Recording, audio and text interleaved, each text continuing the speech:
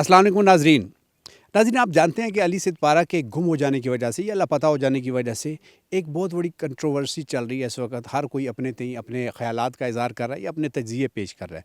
आज हमने ये कोशिश की है, हमने अल्पाइन क्लब के जो सदर हैं अबू ज़फ़र सादिक साहब, उनके साथ हमने थोड़ा सा टाइम रखा है और उनसे ये जानने की कोशिश करेंगे ये जो एडवेंचर गेम्स होती हैं या जो इस किस्म की कोपैमाई होती है या इसमें गुम हो जाना या इनकी कैपेसिटी बिल्डिंग, ये सारी चीज़ें से पूछ के हम चाहते हैं कि आप तक हम सही दुरुस्त इन्फॉर्मेशन पहुँचाएँ। अस्सलाम वालेकुम सर। वालेकुम जी। अच्छा, अबू ज़फ़र सादिक साहब, आप ये बताएं कि आप अल्पाइन क्लब के सदर हैं, आपका क्या रोल बनता है? आप इस तरह के जो एडवेंचर्स होते हैं उनमें आपका किरदार क्या बनता है?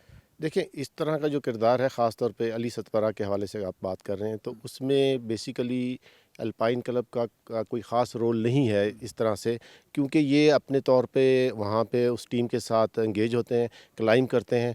लेकिन क्योंकि इनकी अचीवमेंट्स बहुत ज़्यादा होती हैं और उनके बहुत ज़्यादा अप्रिशिएट किया जाता है, तो हमारा रोल जो है उनको इस हद तक रह जाता है कि हम उनको इनकरेज करें, उनको अप्रिशिएट करें और जब वो अपने इनिशियल फ़ेज़ में होते हैं कैरियर में, उनकी कैपेसिटी बिल्ड करें ताकि वो अच्छी हाई अल्टीट्यूड की ट्रेनिंग करके या दीगर ट्रेनिंग करके अपनी बेहतर वहाँ सर्विसेज दे सकें और एक अचीवमेंट जो है जो हर मुल्क के कोपमाओं की होती है अच्छा वो सर, कर ये सकें। इनको खतरों के खिलाड़ी कहा जाता है ना, जी, जी। इन्होंने खतरों में जाके अपने आप को मनवाना होता है, लेकिन कई खतरों में जाना बेवकूफ़ी भी कहलाता है। जी। आप क्या समझते हैं कि ये एक बेवकूफ़ाना स्टेप था या वाकई इन्होंने अपने आप को मनवाने के लिए दुरुस्त फैसला किया था? रिस्क लेना जो है ना, वो तो आज है एवरीडे लाइफ में। लीडरशिप स्किल्स जो आपकी रोज़ाना के बिज़नेस की बात करें, एंटरप्रेन्योरशिप की बात करें, एवरीडे लाइफ की बात करें, तो जो रिस्क लेना है ये तो बेसिक एक आपकी डेवलपमेंट की, आपके गोल्स को अचीव करने की जो है वो एक मैं कहूँगा कि वो एक ज़ीना है। अगर आप वही ज़ीना नहीं चढ़ेंगे तो आप कैसे कर सकेंगे? जहाँ तक बात है कि वो लोग जो जाते हैं उनको किस किस्म की सेफ्टी मेजर्स चाहिए, किस तरह की उनको ट्रेनिंग चाहिए, किस तरह का इक्विपमेंट चाहिए, वो पूरा होना चाहिए। अगर वो चीज़ें पूरी हैं तो मैं समझता हूँ कि कोई करनी रिस्क चाहिए। नहीं है, लेकिन जो नेचर का फैक्टर है वो तो ओके, मौजूद लेकिन रहेगा। लोग आपसे भी सवाल कर रहे हैं कि आपने इनकी कैपेसिटी बिल्डिंग क्यों नहीं की, जबकि आपका ये काम भी है। जी। आप अपने जो कोपैमा जाते हैं, जब उनको जाने से पहले आपसे रब्ता क्यों नहीं करते और आपसे गाइडलाइन क्यों नहीं लेते?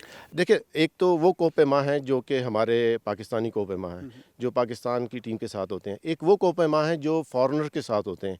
वो हमसे राब्ता करके नहीं जाते। उनकी हमारी कोई उस तरह से वो लिंकेजेस नहीं हैं। वो अपने तौर पे एंगेज होते हैं और वो अपने तौर पे उनके साथ क्लाइंब करते हैं।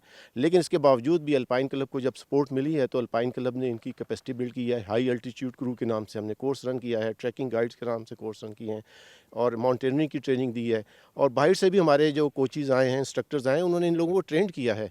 तो वो ये बात कहना कि जी वो अल्पाइन क्लब ने ट्रेनिंग नहीं दी है, उनकी कैपेसिटी बिल्ड नहीं की है, ये हमारा एक एडिशनल या सप्लीमेंट्री रोल है। हमारा बेसिक रोल तो माउंटेनियरिंग को फ़रोग़ देना है और माउंटेनियरिंग भी वो भी जो पाकिस्तानी है। अब जो आप ज़रा गौर से देखें कि इसके रूल्स किसने बनाए हैं, ये रूल्स किसके ज़िम्मे में आते हैं। तो प्राइमरीली रिस्पॉन्सिबिलिटी उन लोगों की है जिनके रूल्स के तहत ये गवर्न होते हैं। सेकेंडरी रिस्पॉन्सिबिलिटी ओके, हमारी। अच्छा सर, ये एक आम सा पहाड़ है ना, एक जी, जी। खारदार झाड़ियों जी, वाला जी, जी। पहाड़ है। जी। ये उससे बहुत आसान होता है। जी। इसमें ना ये ख़तरा होता है कि ऊपर से कोई अचानक एक ग्लेशियर गिरेगा या कोई तूफ़ान आएगा। लेकिन इस पे भी चढ़ना जो है वो महाल होता है और मुश्किल होता है। लेकिन उस पे यानी ये अगर हम इस वक्त एक बेस कैंप में खड़े हैं, तो यहाँ से हमें किन मुश्किलात का शिकार होकर उस चोटी तक जाना होता है सर? देखें, ये इसको हम उससे कंपैरिजन उस तरह से नहीं कर सकते क्लाइंबिंग से। 2-3 टर्म्स हैं जो कन्फ्यूजन की जिनकी बहुत ज़्यादा कन्फ्यूजन है और लोग अंडरस्टैंड नहीं कर पाते। देखिए, हाइकिंग, ट्रैकिंग और माउंटेनियरिंग 3 डिफरेंट टर्म्स हैं, 3 डिफरेंट इंटरप्रिटेशंस हैं। हाइकिंग में आप ट्रैक्स पे 1-2 दिन की हाइक करते हैं। ट्रैकिंग में आप बेस कैंप तक या मुख्तलिफ पासिस को उसके ग्रेड्स हैं उसमें ट्रैकिंग करते हैं, वो हर आदमी कर लेता है।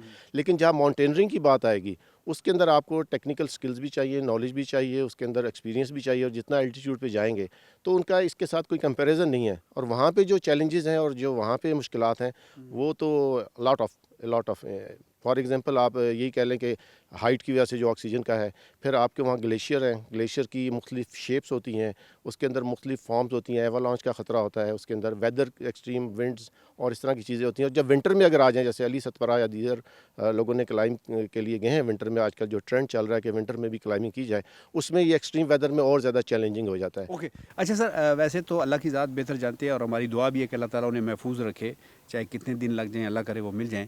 लेकिन आपके खदशात क्या हैं? आपकी जो माहिराना जो एक्सपर्ट राय है वो क्या कहती है? دیکھیں کیونکہ اس طرح کے ایکسیڈنٹ میں کوئی بیسک جو ہے ہمارے پاس وہ کیا کہتے ہیں ڈیٹا نہیں ہوتا، کہ انفارمیشن نہیں ہوتی کہ ان کے ساتھ کیا ہوا. جیسے علی ستپرہ کے بیٹے نے بتایا کہ جی میں نے ان کو باٹل نیک پہ دیکھا. اب ہم باٹل نیک سے کیا مراد ہے سر؟ باٹل نیک وہ 8200 میٹر کے اوپر ایک ایسا جگہ ہے جس کے اندر جس کو ڈیتھ زون یا بڑا ہی چیلنجنگ کہا جاتا ہے، جس میں آپ 80 ٹو 90 ڈگری کی کلائم ہے اور اس کے اوپر ٹریورس بھی ہے.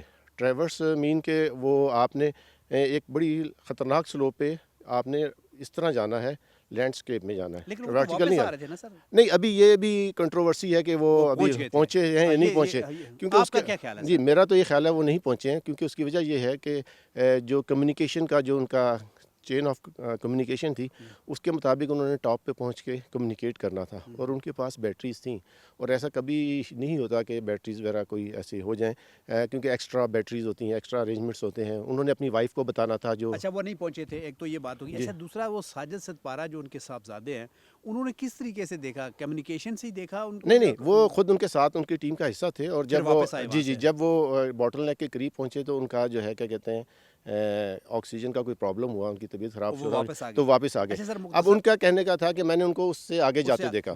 مطلب وہ ابھی جاری تھا ان کا سفر. ایک سر مختصر سا بتائیے کہ تین کیا کیا ایسے خدشات ہیں جو آپ کے خیال میں ہو سکتے ہیں ان کے ساتھ، کہ وہ کیا کیا ہے؟